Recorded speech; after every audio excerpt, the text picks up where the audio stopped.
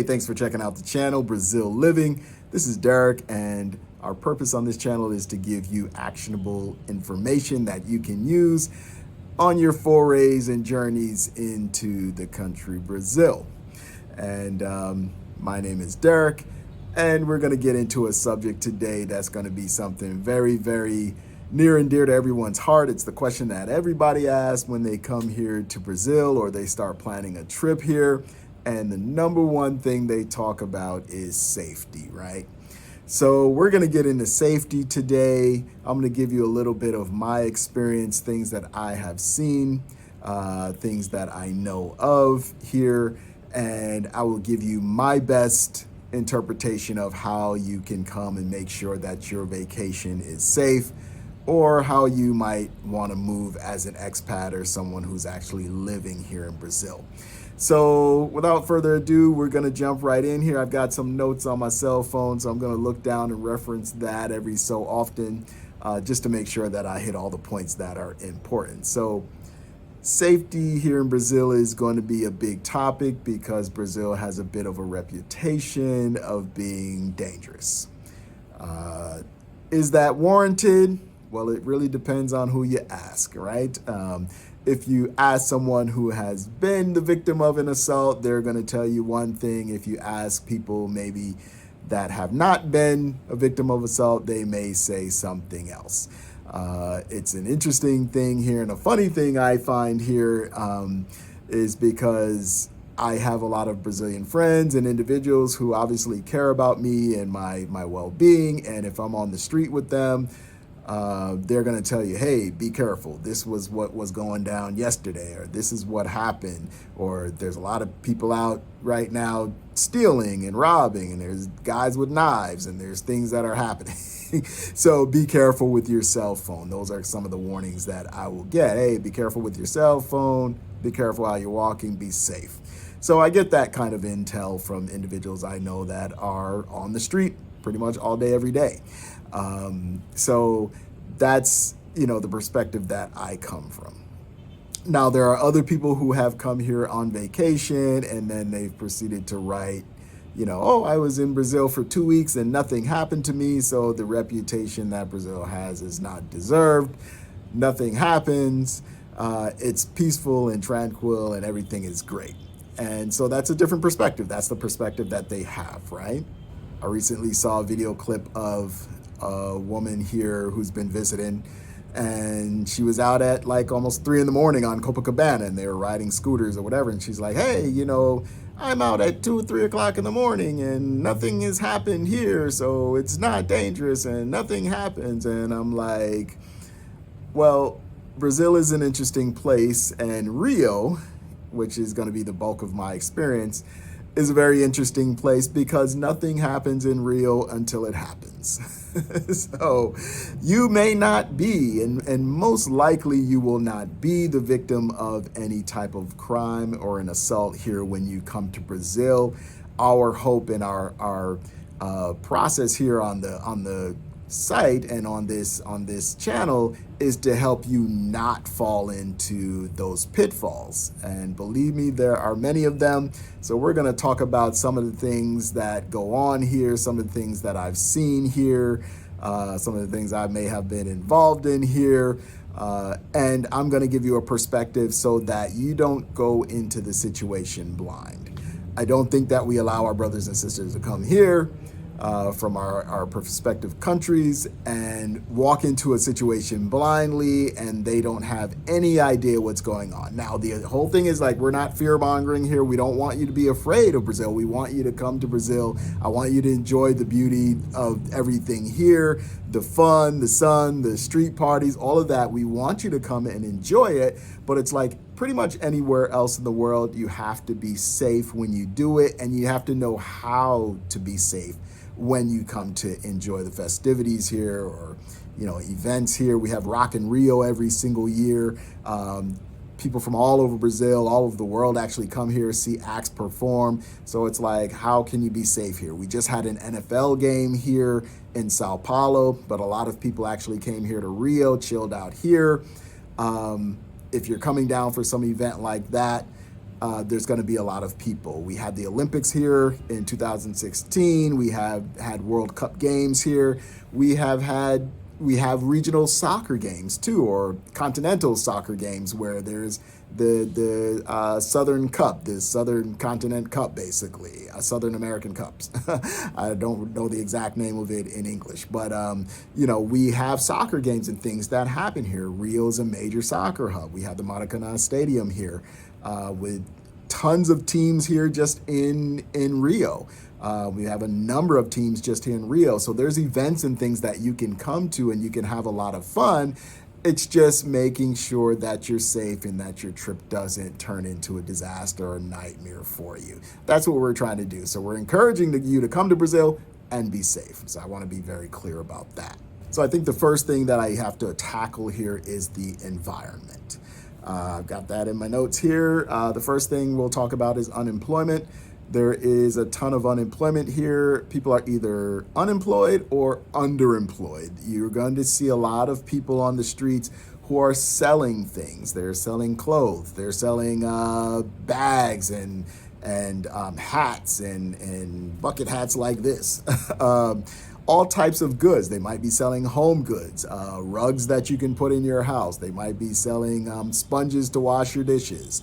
They're going to be selling a lot of things on the streets because they are underemployed. So technically, maybe they're employed in their own business and selling things, but the money may not be all that great for them. You're going to run into a lot of people selling things on the beaches. They're selling drinks. They're selling hamburgers. They're selling caipirinhas. They're selling bikinis. They're selling everything on the beach. Corn on the cob that you can get, or you can get in a bowl or whatever.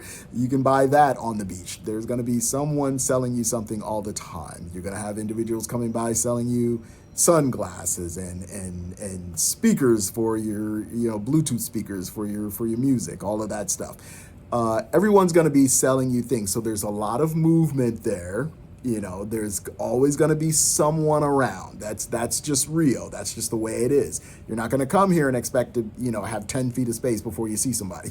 There's always going to be someone around you, someone in eye shot or earshot of you.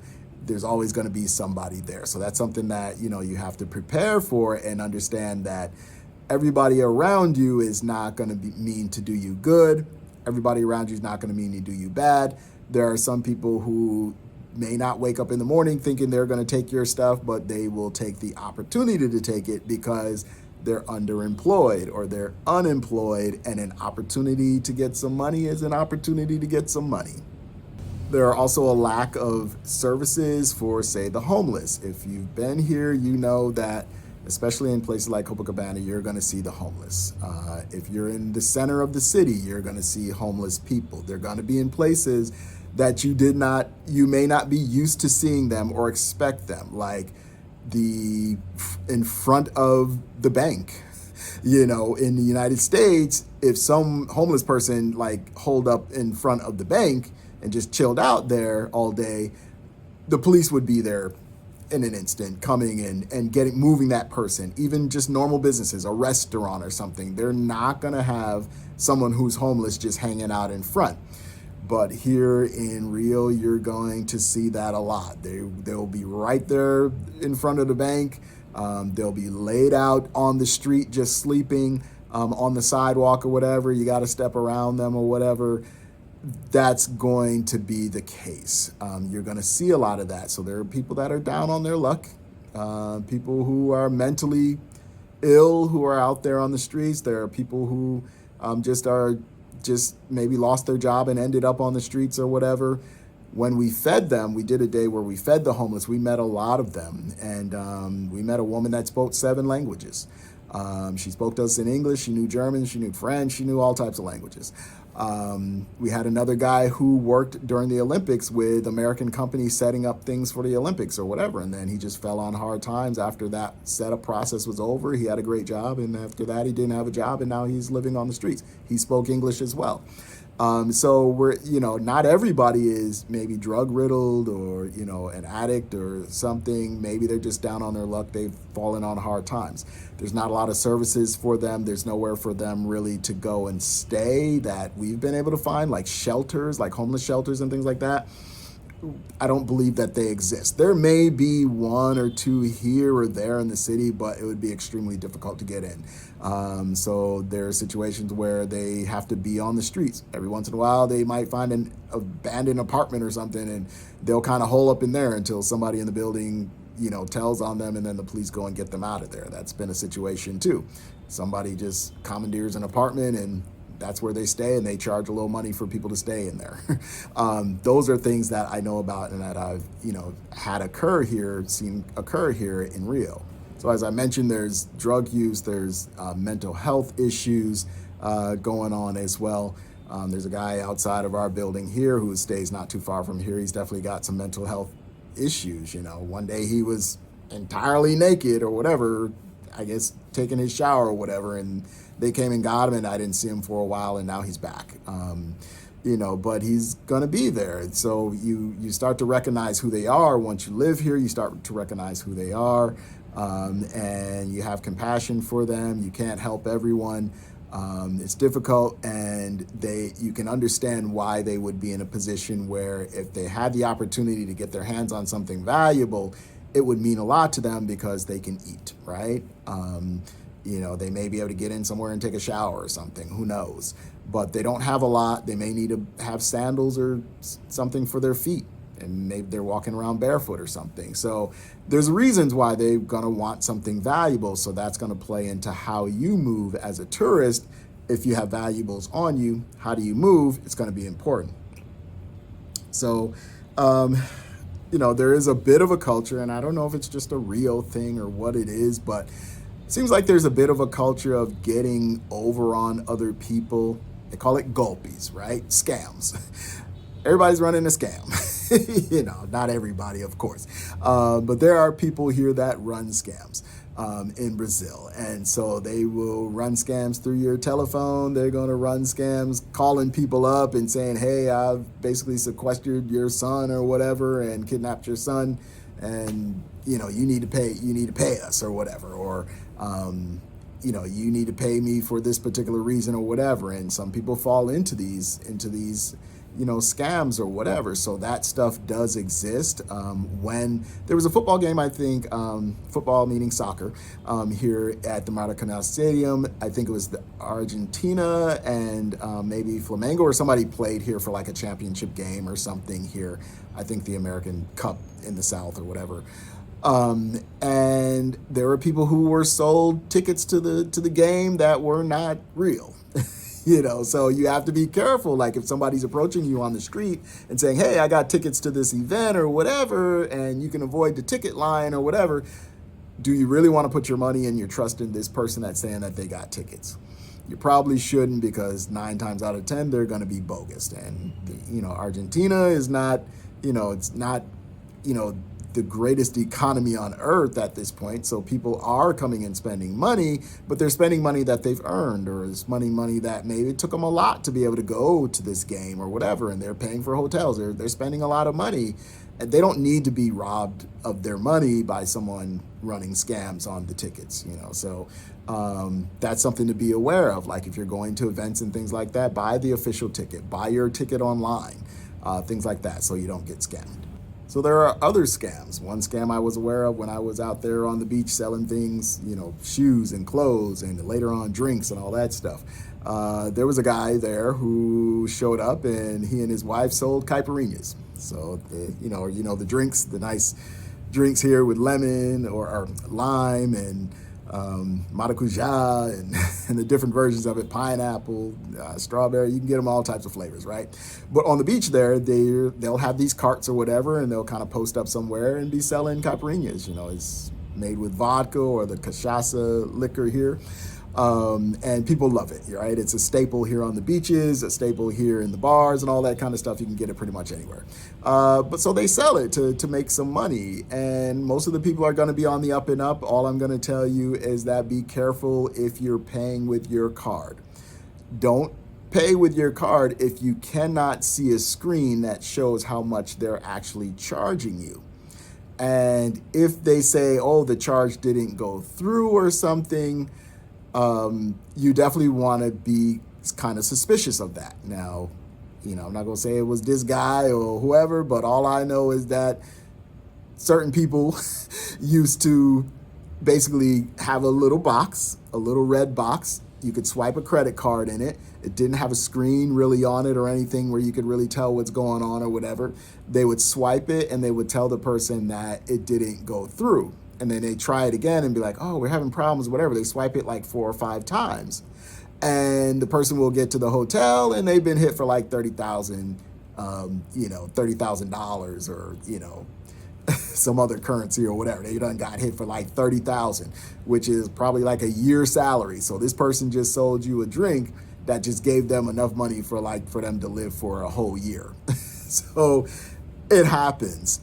Anytime you're on the street, especially these strips out here, and you're paying with a credit card, you want them to have the machine with the screen on it so that you can see what you're being charged. Like at the street party I went to on Sunday, I bought a Heineken and I was able to pay on a machine that had the screen on it. He had the bigger machine with the screen on it. He showed me how much he was charging or whatever. And I still kind of felt a little bit leery about it because I just don't do that. I would rather just pay in cash. Because I know how that goes. And so what happens is that money falls into their account within like 2 days. So regardless of whether, you set up an investigation with your bank or whatever, by the time you get to do that, that money's already in their account. They're at home chilling or whatever. They'll spend that money probably within the next 30 days because they got to be out of the way for 30 days. The police are going to be looking for them and everything else like that. So they go sit down for 30 days. They probably don't even live in Copacabana. They live far away somewhere. Nobody's going to know where they are. They go chill out or whatever. They're having barbecues and buying beer and doing whatever else and drugs or whatever else they're going to do. And they spend that money probably within 30 days. In 30 days, they're back, right back on the beach looking for another victim. So that's something that you need to watch for. That's something you need to be careful of when you're using your card. In the restaurants and things, I've never really had a problem. I've never really heard too much of an issue with that. If you're at the restaurants and bars and things like that, the only thing you want to be careful is that you're paying the right price, and that they're not trying to railroad you into paying for a lot more than what you want to spend. I think I was with a friend in Baja. We went to a bar there and she went off to the bathroom or whatever. And I'm looking at the menu. I'm looking at the prices or whatever. And I'm like, it was cold that night. So I'm not like a big drinker when it's cold. I'll have a drink or whatever like that. But I'm not trying to drink, several drinks or whatever. It was just too cold for that. So she came back or whatever, and we're just saying like, hey, we wanted something very small. I think it may have been like 50 reais or something like that. Not more than 100 reais. And the guy kept pushing us towards like buckets of beers and things like that and drinks and stuff. And the prices were exorbitant. That like, I don't think there was anything under like 400 like reais or whatever. I'm like, I'm not going to spend like 400 reais here. We want like one drink a piece. And we were really looking for coffee. We weren't even really looking for liquor or beer or nothing. So, because it was cold. So, just be careful that they're not trying to push you into something way more expensive than what you want to pay. Most of the restaurants here in Copacabana and all that, you don't really have that issue. Most of the places in Baja, I didn't find that issues, except for this one place. That place that was empty that night too. There were not a whole lot of people there. And then as I was sitting there, talking to the guy, kind of like trying to figure out why he's trying to sell me this, there were a group of other Americans, probably 3 or 4 American guys, they were speaking English, so they might have been from the UK too, but I think they were American guys or whatever, and they were disputing their bill. So, it made us not stay there. I was like, I told her, I said, hey, let's go because this don't feel right. This doesn't sound right. There's something about this ain't right. So you just got to be mindful of stuff like that. Most of the time, what you run into in the restaurants and stuff is going to be great. You're not going to have a problem. At most, they may add a music fee or something like that. Somebody's playing live music and they charge you for that. That might be something you didn't expect, but that's normal. You can tell them if you don't want it on your bill, you can tell them to take it off. Same thing with any type of tip. Sometimes there's a gratuity or something added. If you feel like the service wasn't great or whatever, you can have that taken off. Typically I don't, I just leave it or whatever. But if I'm really not happy with the service, then I'll have them take it off. It's, but you can do that. Another thing is be aware of pickpockets and things like that on the beach. I recommend having shorts with zippers, where you can zip it closed at least. Not that that's going to save you all the time, but it's at least an extra measure of protection. So if you're wearing like cargo shorts or something like that, if they have zippers on them or some kind of button or something to close it so that it's not easily accessible without alerting you, that's what I would do. I also wear a fanny pouch, like a fanny pack, I think they used to call it, or a waist pouch. And I put my phone in there. The reason why I started doing that was because I got pickpocketed for my phone by a girl and her, her man-girl friend. So, it's just an odd pairing. I was like, so I wasn't really aware or whatever. They just looked kind of odd together or whatever. She started talking to me on the street as I'm walking by or whatever. I stopped to talk to them or whatever. And somehow I got my phone taken from me. So, it happens to the best of us. So, it was a bad thing because I lost that phone number too, because it's tied to the SIM chip or whatever. So now I had Instagrams, all types of stuff that I could not access. So it's not something that you want to go through. You don't want to get your phone stolen here. So you want to be extremely careful with your phone. Put it into like a fanny pack, put it in your front pocket, zip a pocket if you can. Just to make sure that it doesn't get stolen, because all of your banking information, all of that stuff goes through there. They're going to be very savvy about it. They know how to, get all of the information off the phone. They know how to do all of that stuff. So, don't make it a target. Don't make your phone a target. If you're out on the street, you can have your phone out on the street. You can take it out and use it. I just tend to have the practice. I take it out, do what I need to do, put it back in my pocket, or put it back in the pouch. I don't just walk around swinging it in my hand or whatever, walking, just talking or whatever. Like, people tend to kind of do that. And next thing you know, somebody run by, snatch it, and they're taking off running, and they do the gringo run. If you've been on the beaches enough here, you've seen it. Some kid hauling boogie down the front of the beach or whatever, in front of the water or whatever, and then so many yards behind them, there's a white gringo dude chasing them. So a dude that's older cat, maybe 30, 40 years old, trying to keep up with this young kid that's like 18, and he's booking down the beach. Or they run out into traffic. Like, if they do it on the sidewalk, which is called the calçadão, here on the sidewalk in front of the beach, they'll snatch it and they'll run out into traffic while traffic is running. So you not being used to that, you're not going to just follow them out in traffic. You're going to have to kind of wait for the cars and all that stuff. They're just buying time to kind of get away. I was in an Uber with my friend or whatever. I forget where we were going, but I was in an Uber with my friend right here on this street in front of the studio. And we were in the second lane. We weren't in the first lane. We were in the second lane because I think it's 4 lanes out here.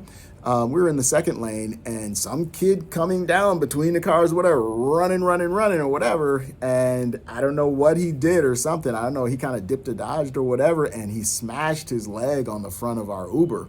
Like, he smashed it pretty good too, because the whole car moved or whatever. He hit it pretty hard, and he just kept running. And then down the sidewalk, you see some guy running, and he's in flip-flops too. And that's why I always, I wear sneakers here, because if I got to run, I don't want to be in no flip-flops trying to catch somebody.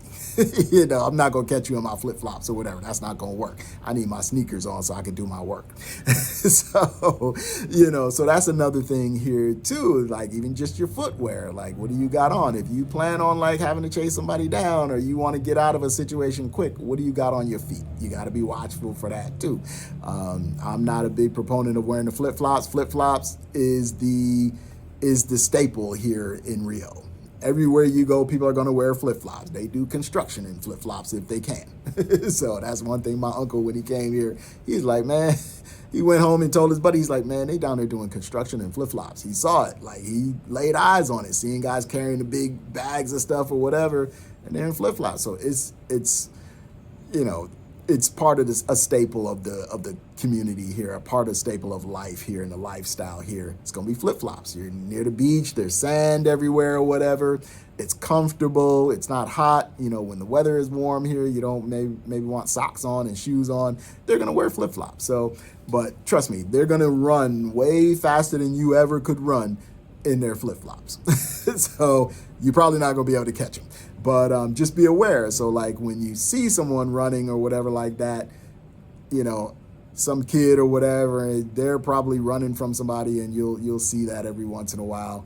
You know, it's just part of what happens here. You have to be mindful of your things. When you go to the beach here, don't leave your things unattended. If you have a bag or something, even if you leave it on your beach chair or you tie it up between your beach chair or whatever, that bag will disappear. I worked on the beach for one season, and I've seen a lot of tears behind people who had their things stolen. I remember there was a young couple, I want to say they were from Argentina. They had just gotten married. This was their honeymoon. They came to the beach that day, and they had their bag in between them, between their beach chairs or whatever. They had the bag there, and they were actually sitting there under the umbrella when somebody took their bag. And so all of their documents were in there, their passports were in there, their money was in there, everything was in there for them. So they had to end up going to the police to report it and all that stuff or whatever, and it just ruined their honeymoon. So if you're gonna go to the water, you can actually ask the beach tent individuals to watch your stuff. Take your bag or whatever, put it inside their tent. And most of the time, they're going to watch it for you. They're not going to tell you no. They're going to say, okay, yeah, leave it here with us or whatever. They're not going to steal from it or anything like that, because this is their business. They've had that tent probably for, probably 2 decades already. They're not there to steal from you or whatever. So you're their client, and they want you to come back the next day and the next day. So they're not going to steal from you. And they don't like it. Those crews, I have seen it. When I was out there selling stuff or whatever, it was the first time I witnessed it with my eyes. There was a kid who they said stole one of their clients' credit cards. It was somebody that was chilling on the beach or whatever, and I don't know if they went to pay and maybe put their credit card down or whatever or something, but apparently this kid was accused of actually taking the credit card, and he was trying to leave the beach or whatever, and they all ended up right near us where we were sitting or whatever, and they put a beating on this kid. Like hands and feet, just all hands and feet, just put a beating on this kid, because this is their business. This is their livelihood. They're renting chairs, they're renting the umbrellas, and they're selling drinks or whatever like that. And you're robbing their client, and having their client not be able to pay them. That's not going to work.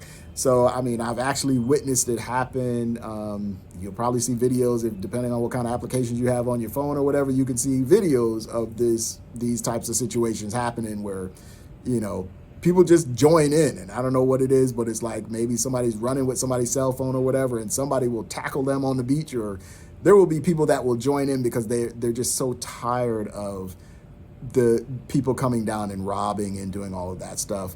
They're just really tired of it. So the locals understand what happens here, but you can't depend on it not happening to you. So you have to be mindful and take your things up to the Bahaka and tell them, hey, hold on to this or watch this. Or if you have somebody that you've known there or whatever that's sitting there next to you or whatever, sometimes, I've had people come to me and say, hey, can I put my bag here next to you or whatever? I want to go into the water. And I always do that for them and make sure I keep an eye on their stuff. The vendors, let's talk about that. There are people who are walking around with the coolers or whatever. They're selling drinks or whatever. They're selling drinks. I saw one incident while I was working out there where one of the vendors or whatever picked up somebody's purse and put it into his cooler. It happens. It happens more than you would want to know. If your purse is unattended or something, and even while you're sitting, even like the Argentinian couple I was talking about, they were sitting right there. The person had a cooler or whatever, picked it up probably and put it in their cooler and took off, and nobody actually even really saw what happens because we're used to them being there selling or whatever, and they might kneel down and put their bag down or put the cooler down or whatever, and are vending and talking to the people or whatever. You just never know what's happening, or they got somebody in front talking to them and somebody from behind is actually stealing their stuff. Just watch out. All I'm saying is be careful. You can't even trust really just the vendors that are there, because if they've got some kind of box or something, it's real easy for them to pick it up and pick up your purse and throw it in that box quick and be gone. You'll never know what happened. So this one kid, he pretty much took somebody's purse or whatever, and they probably beat him for like 15 minutes until the police came. So it was rough. I saw another incident where a guy had his cell phone taken. This guy was not with our group or whatever. He was in the tent next to us or whatever. He jumps up and says, my cell phone was taken or whatever. Well, they forgot to take his gun, because he's pulling out his gun and he's running up and down, or who took my stuff or whatever. And he's got the gun and he's waving it around everywhere and stuff. And I'm like, yo, this could get serious right here. So, he's not playing around. So, you have to be careful, because there are people out there that mean to do you harm. If now we're filming. We're filming a lot of things on the beach using our cameras on our phones. We have the little handheld cameras and all that stuff, GoPros and all that stuff. All that stuff's valuable. And when they see it, if they get the opportunity to take it, they're going to take it from you. So be mindful of that. Don't let anybody get too close to you or touching on you, especially girls and things like that. They will entice you. And it's happened here. Other tourists have told their stories where girls have come up, enticed them or whatever, talking to them, chilling with them, hollering at them. And they think, oh, let's set up something for later or whatever like that. You walk away and your phone is gone, or your camera is gone, or something's gone, and you'll never see them again. Wearing gold jewelry, that's another thing that you want to be careful of, because if you're wearing gold, they will try to take it from you. The first incident I saw of somebody actually trying to steal gold was a little kid. He probably was he might have been 11 years old. And there were probably four, I think it was four, it wasn't three, I think it was four European-looking guys coming towards us. I think three of them were older, probably in the 50-year-old range, 50 to 60 years old. And then they had a young guy with them. He's big, tall dude. He had to be 6'4". Big dude, right? And young cat too. He probably was maybe in his 20s or whatever. So he's with them and they're walking towards me. And I see a kid trailing them, a little 11-year-old kid, trailing them, little skinny little kid. Rolls up to the big young dude, runs behind him, jumps in the air and tries to grab the gold off of his neck, and he misses. And you would think the kid would run, because this is a big dude. And the kid just kind of walked away oh, I missed. He just starts walking away or whatever. The dude turns around and goes to go after the kid, and all of a sudden this other dude comes from the side or whatever and heads him off, no, you're not gonna touch him. So they're out there in a group doing this, and this other bigger kid probably was 20 years old or something. So he's running his little group of thieves or whatever, and he's there to protect them if something happens. So I witnessed this with my own eyes. I think that's the first time I really saw a chain snatch, somebody try to snatch a chain. I've seen people do the gringo run with the phones, but I never really seen somebody try to snatch a chain. So that was 2018 or so. So they've got a place right here in this building where you can sell gold. They get, sell gold by the ounce or whatever like that. They'll pay you for it. So they steal it over there a block over. They come over here and they sell it. They're getting money. This is the environment that you're in, so you just don't want to entice them. Don't be out there enticing them to do petty crime, because all of this really is just petty crimes that they're doing. They're not even really probably even that dangerous. They're just looking for a way to get a few dollars in their hand or a few reais in their hand or whatever. They're going to go spend the money on something and be out there tomorrow doing it again. Now, I have seen some violent situations. I think the first incident that I ever saw here, I was going up the steps to the favela, Tabajaras favela, from Copacabana there on Santa Clara, just walking up the stairs or whatever. I don't think there was a lot of people there. Normally there's some people there because it's kind of one of the main ways to go up. But there weren't a lot of people that day. There's maybe one other person behind me. And as you go up or whatever, there's a lot of stairs. It's probably over 100 stairs to go up. And then there's a road there too. Probably good for motorbikes. You have motorbikes going back and forth there once in a while or whatever. Not really cars, but you'll have motorbikes there. People walking there and stuff like that, going to different parts of the favela and stuff. So as I was getting pretty close to the top, I see a girl like round the corner and start running down the stairs. She looks scared. And then like her friend or whatever comes around the corner and she's running down the stairs. Two girls, right? And then right after that, there's a dude that comes right around the corner or whatever. He's got a gun like on his thigh, like a thigh holster, and he's got a gun in his hand. And he catches up to the first girl or whatever, grabs her by the hair, and like drags her up the stairs. And when you get to the very top, there's a door that's there, a metal door. It's all concrete wall or whatever, but there's a metal door. I didn't realize there was another stairway after that door that you can go up or whatever. Eventually, I realized that's there, but normally that door was closed and locked. And you just don't enter doors where you don't know where you're going in a favela. That's probably not a smart idea. So he grabs her by the hair, drags her up there or whatever, and goes in behind this door and closes the door. And all I could think was like, I was just hoping not to hear a gunshot. I was like, okay, he seems like he's mad or whatever. And I know he's got at least two guns on him or whatever. So I don't know what the situation was, some domestic situation or whatever like that. But that was like my first introduction to seeing something really, with my eyes, like that was really, could be a very violent situation. I was just, it shook me for a little bit. I was like, oh, like, okay, we're here. I'm here. This is where I stay, whatever. This is what it is. You don't really get involved because this is not your business. It's better for you just not to get involved. So you may see things occur that you would not be used to seeing occur. I'm not saying it's gonna happen, but you have to be at least open to the idea that you might see something that you were not anticipating seeing.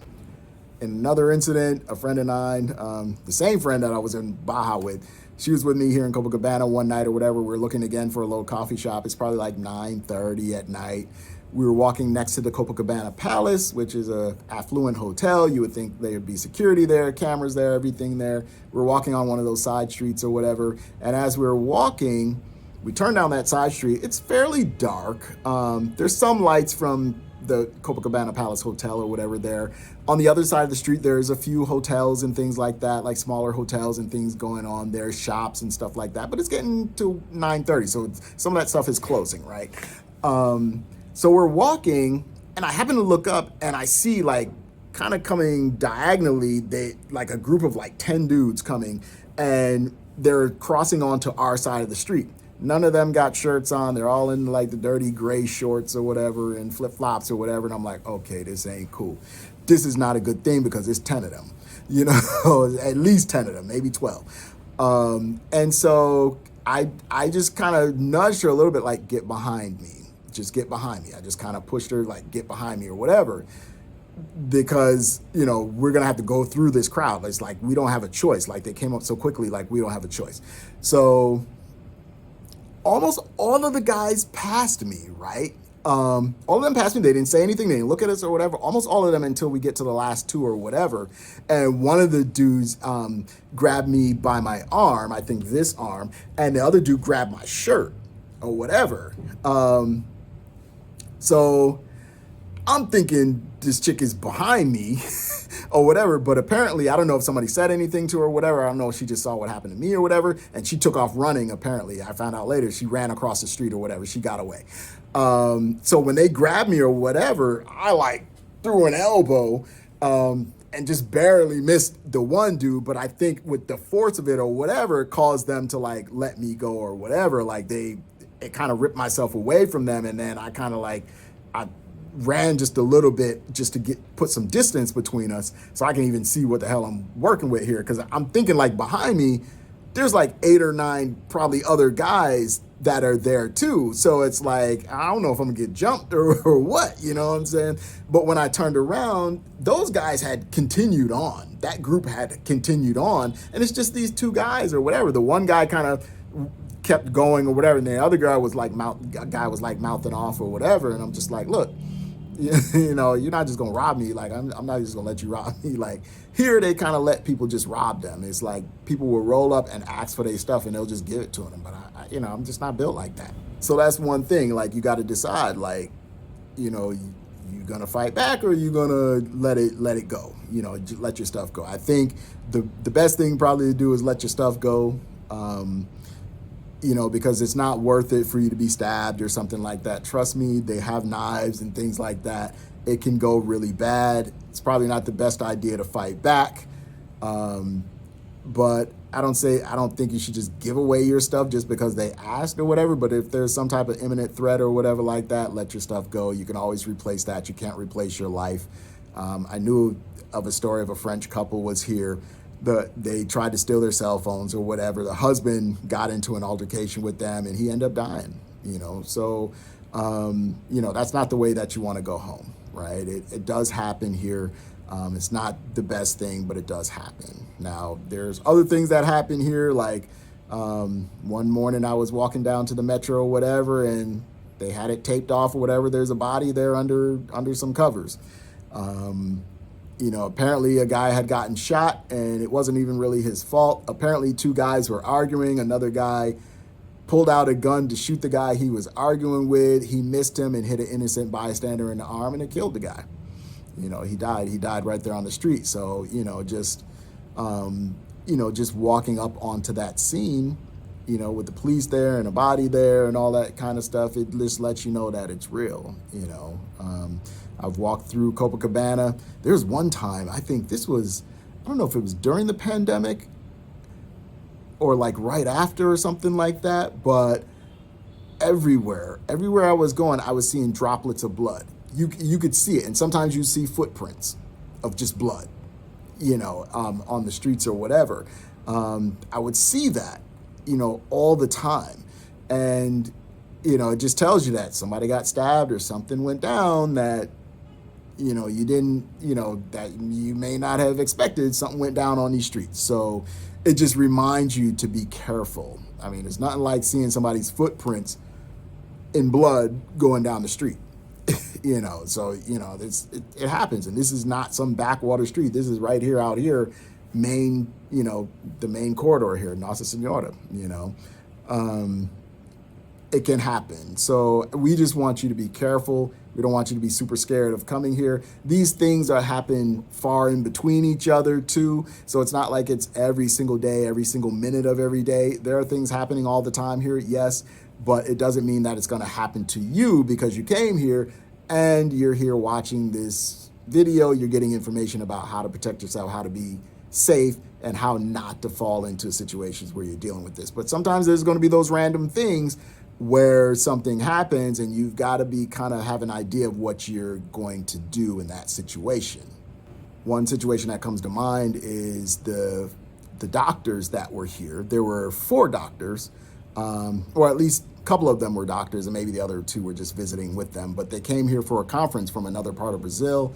They were having dinner or something at a kiosk in Barra da Tijuca, which is a fairly wealthy area. It's an area where there's affluence there. That's where people go when they have money.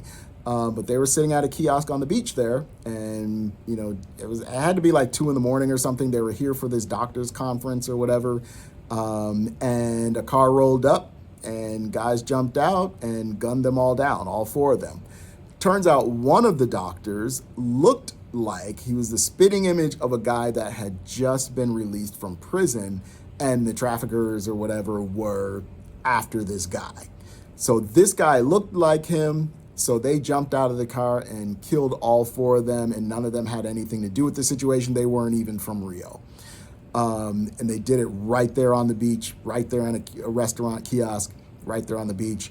And then after that, there was a lot of blowback when they, you know, and I think the traffickers found out, okay, you guys, we sent you to kill somebody and you killed the wrong person. We don't want you telling. So they started finding the bodies of the guys who killed these tourists, these doctors. So it can be ugly. It can be ugly. And so when people come here and they say, oh, nothing ever happens and all the stories are not true, it's all super safe. It's really not. There's a lot going on here, and especially if you're going to be living here long term, you need to know because there are neighborhoods and things that it's not safe. Depending on where you're living, it's not safe. I live in a favela. The faction that I live under, whatever, runs a lot of different places here in Rio, but they definitely have enemies. And so I've got to be sure where I'm going or where I'm being invited to because I can't be seen in that place. I don't want to be seen in that place or photographed in that place because I'm going to have problems at home or there. There was an incident where some kids wanted to go to a party. They went to some favela, which is split in two, I guess two rival factions, and it's split in two or something like that. They went to this favela to go to this party, chasing some girls, and they ended up on the wrong side, and I think 2 out of the 3 didn't make it home. So just for being in a place because they happen to live in a rival's territory. Their actual home was in a rival's territory, and they went to another territory to just go to a party. They weren't doing anything wrong or anything like that. They just went there for that, and they end up losing their lives, some young cats, man. So it happens. If you're in an Uber or something like that, you want to know exactly where you're going. Stick to the touristy places. If you're taking an Uber, go to the touristy places. If someone's inviting to their place or whatever for a party or whatever like that, you got to be careful because when you're getting into some of these places, they're traffickers and things like that, you don't know what's going on or what the politics are at that particular time, and it might be very dangerous. We've had situations where cars just kind of pull into the mouth of a favela to turn around. There's an Uber or whatever with a family in it or whatever, and they were trying to turn around or whatever, and they were riddled with bullets. They got riddled with bullets. There was a police car that entered the mouth of a favela, and I think they were trying to turn around or something too, and that car was lit up. So if they're shooting at police or whatever, they're going to shoot at whoever. There's incidents where up north here, there's some factions that are fighting, and police are doing operations there, where people driving on the highway actually have to stop their cars, get out, and get on the ground because of the gunfire across the highway. And it's not something that just happened one time. This is something that happens. So you want to be careful and knowledgeable about where you're going, and then have an idea of what you'll do just in case there is any trouble or whatever like that. I've never encountered gunfire outside of the favelas. I have encountered gunfire in the favela where I live. There have been police operations there. Typically that happens early in the morning, but there are situations where that has occurred, and every once in a while you might hear some gunshots or whatever. It's not very common where I stay at, but every once in a while it does happen, so you've got to be aware that this happens. People think favelas are just lawless places. They're not. They're very structured. They very much have rules and things. May not be the greatest place on earth, money-wise or economy-wise or whatever, but there's a lot that goes on in there. There's churches, there's schools, there's preschools, there's mechanics, auto mechanics, there's restaurants and clubs and bars and stuff. There's all types of stuff in the favela. It's a community. Everything is there.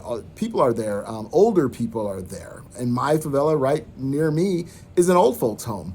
It's a big place, where old people go to live or whatever. So, it's a vibrant community. But there's, the factions that run it or whatever. You got to respect them because they hold court. They're the ones who run everything there. So the best idea for anyone who's coming here is to stay out of the favelas. For me, it's my thing. It's just, that's how I got introduced to Rio. I didn't mean to start in favelas or whatever. I probably would have never gone if I was not introduced the way I was. I kind of went, I came here for 4 days. The first time I was here, I was already in Sao Paulo for a couple of months. And I was like, I'm already down here in South America. It'd be kind of weird, for me to come all the way down here and not go to Rio. So I was like, booked a trip to Rio for 4 days. When I got the hostel that I stayed in, was actually in a favela, not too far from here, Babylonia. So on the beach or whatever like that.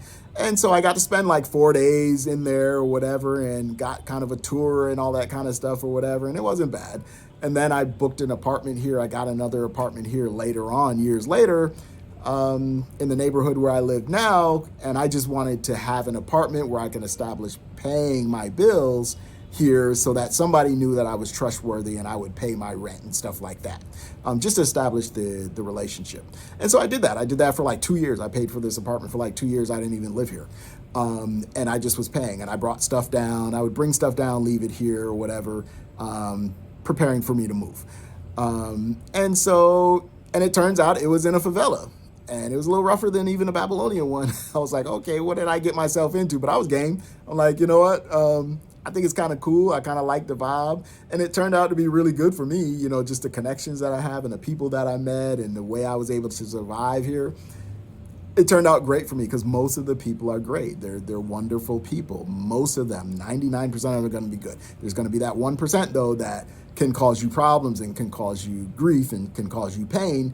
And those are the people that you want to stay away from. So that's why we're trying to give you some game here. There's the goodnight Cinderella drugging. So we probably ought to talk about that. If you're coming down and you're going to spend time with a young lady, you go to these bars and things like that, and you're picking women up and you're just taking them back to your apartment or your hotel or something, you need to be careful. Most of the places require them to give an ID or something. The girl's going to need an ID and present that to the portero, who is the doorman. Or who the security that's there. They're going to present that, and the reason why is because they don't want shenanigans happening in their building.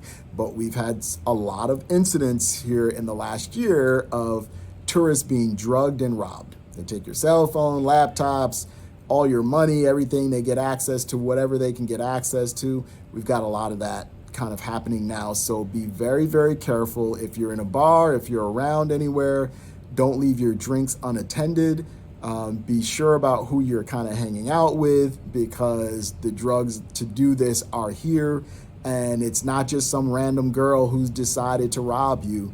Trust me, there's somebody behind her. Oops, I hit the camera here. There's somebody behind her, some group or something behind her that's supplying this stuff. She didn't buy the drugs herself or get it from Colombia or wherever they're getting it from.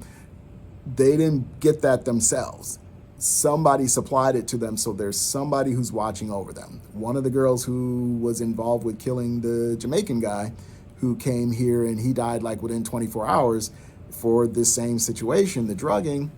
They caught one of the girls. One of the other girls was free. And a friend of mine who's kind of in that business told me that she talked to a taxi driver, and the taxi driver was like, yeah, I dropped her off over here at Mabs, and which is a place where they go to find these girls. So I dropped her off over there, and she was back in the game, back over there looking for tourists when she had just been involved in the murder of a tourist. So like not even a week or two later, she's already back out there. So, and they're looking for her, so she's not afraid to show her face in public. That means that there's somebody behind her, probably, that's pushing her out there to go do this stuff. So you want to be really, really absolutely careful about who you're bringing back to your hotel room, how you're vetting these people that you're hanging out with. Trust me, there's a lot of drugs and things that go on here. You don't know what this person is about. You don't know if they're addicted to drugs or what reason they're out actually, selling themselves or, selling their services. You don't know why they're out there. So you need to be really careful and really kind of vet people before you allow them to come back to your place, because especially if they can get you in a situation where you're making drinks or you're not paying attention or you're already drunk or whatever, they can take advantage of you quite easily. And if you're outnumbered, 3 or 4 girls to 2 or 1 guy or something, you're asking for trouble because you can't keep an eye on both of them and what they're doing at the same time. So just be real careful with that. That's something that's just happening here. That's cool. We don't have a whole lot else to talk about here, but one thing is buses. I would say use Ubers if you're here. Normally the Ubers are safe. There have been a few incidences here and there of somebody, some Uber driver that thinks he's got a young girl by herself and does something crazy. But most of the time you don't really have that. But it can happen. I'm not going to say it can't happen. That can happen in any major area in the world. But just be mindful of that. Send your friend, if you don't feel comfortable, send your friend your location or something. Learn how to send your location out to somebody who can know where you are, and, or maybe be on the phone with them while you're in the car. If you don't feel comfortable with whatever, get on the phone with your friend or something. Have somebody that you can call. Send your location, because you don't want to be in a situation where nobody knows where you are. That's going to be important. But even the buses, they get assaulted. So if you're riding buses out to some of these further out places, there's the opportunity for guys will get on the bus, two guys will get on the bus with guns or whatever like that, or knives or something, and they'll rob everybody on the bus.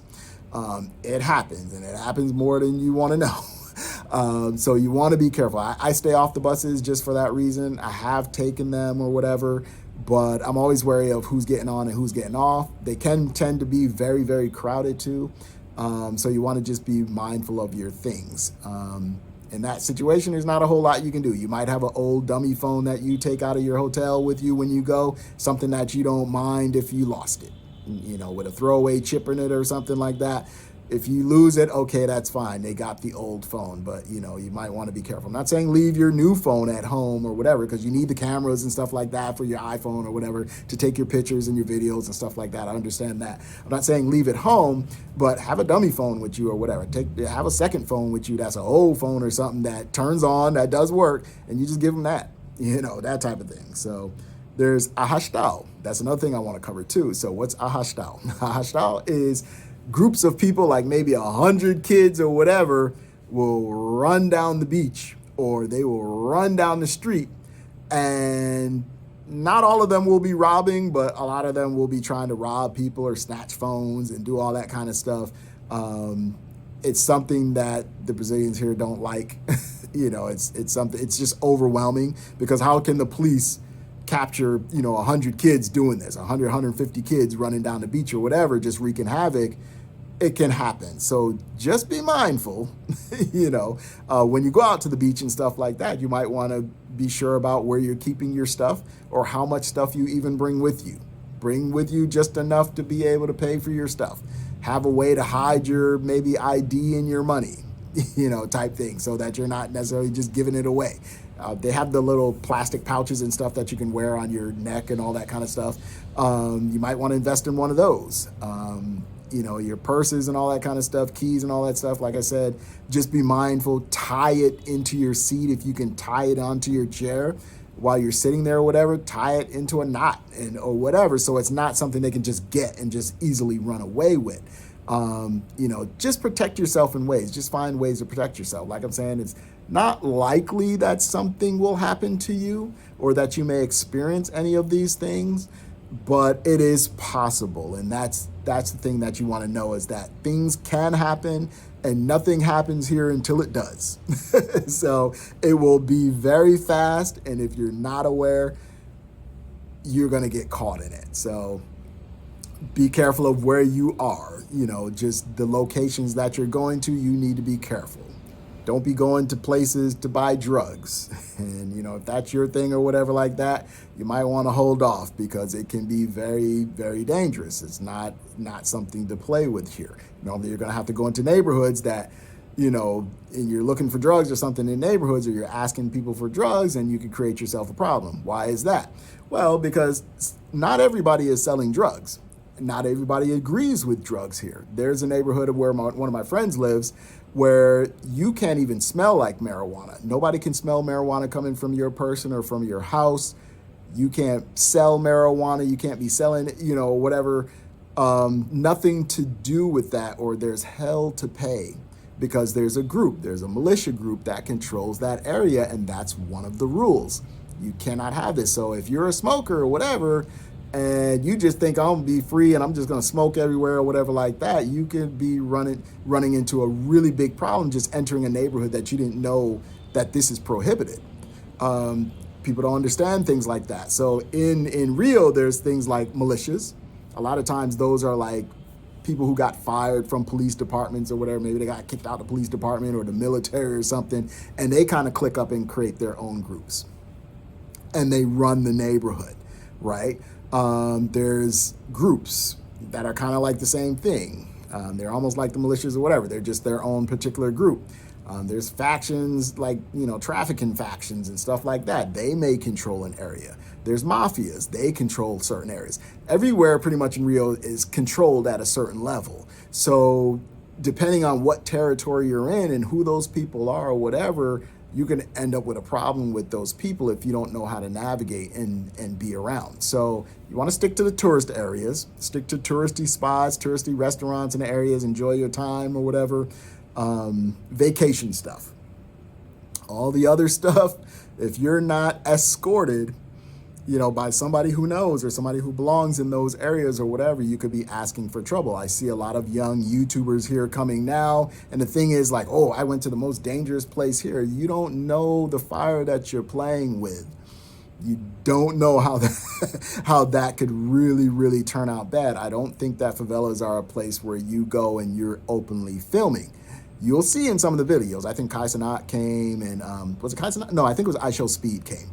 I Show Speed was here or whatever, and you'll see, if you watch his video when he was here in Brazil, they're telling him like, you can't film in this place, put your camera down in this place. And most of the guys you'll see like, hey, you can't film in this place. You got to get permission. There are people that do not want to be on camera. There are people that should not be on camera.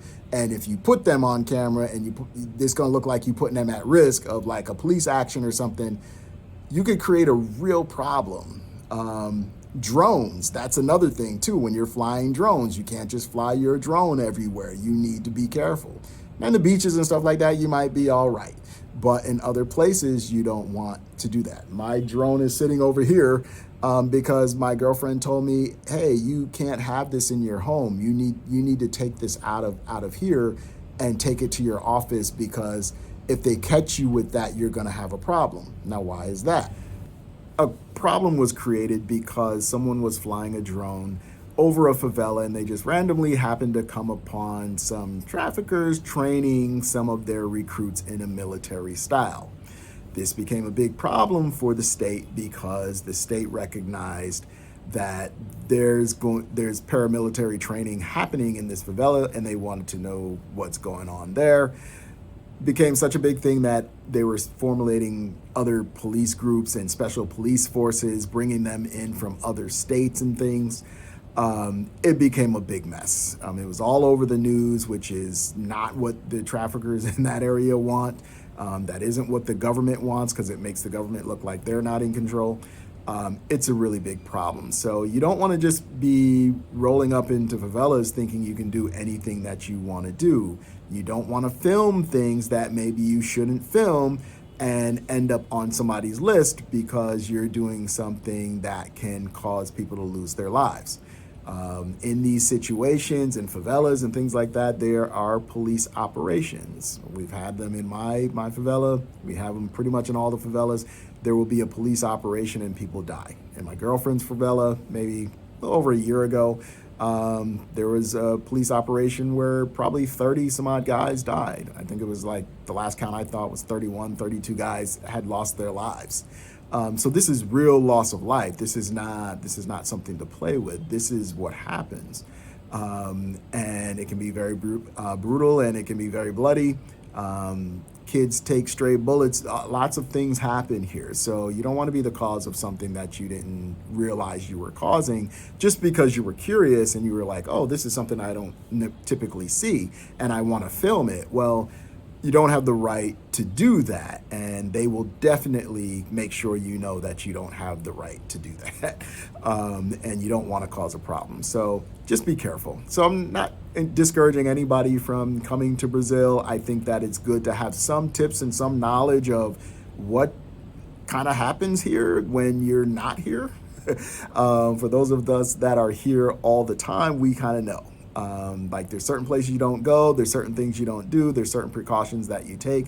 And if you're not from here, you might just kind of stumble into it, be enamored by the beauty and everything that you see, and not have any idea of what's around you. And you might do things that you probably shouldn't do. And so my goal with this is just to encourage you to come to Brazil and to be safe. Just exercise a bit of caution, you should be fine. Anything shouldn't happen to you. Nothing should happen. But if you exercise a bit of caution and you are aware that, okay, things do happen and I need to be aware that they do, but it shouldn't happen to me. That's the idea that I want you to take away from this. But if it does happen, I have a plan of action and I have something. There might be, there's the, police station there for tourists in Ipanema. I think they may have some people there that speak English. It's not guaranteed. But if something happens to you, you get your wallet stolen or your passport stolen or your phone stolen or something, or your laptops and stuff, you can go there. I went to one in Central as well. There's a police station in Central that we went to, and we filed for a friend of ours who lost a backpack full of iMac, his laptop, his cameras and all that stuff. He's a photographer and a blogger and all that stuff. He lost everything because he set his backpack down at a little picnic function they were having, or a little barbecue thing they were having. He set it down in a park there and it disappeared. He turned his back and turned around and it was gone. So like my friend says, one of my friends here says, you close your eyes for 2 seconds and your life cries. So as one of my friends, that's his favorite thing. He says your life is going to cry. So you don't want your life to cry. So come to Brazil, have fun, come to the street parties. It's carnival time. It's going to be a great time. Come check us out, but be safe. And if you need me, holler at me. Once again, this is Derek with Brazil Living. Peace.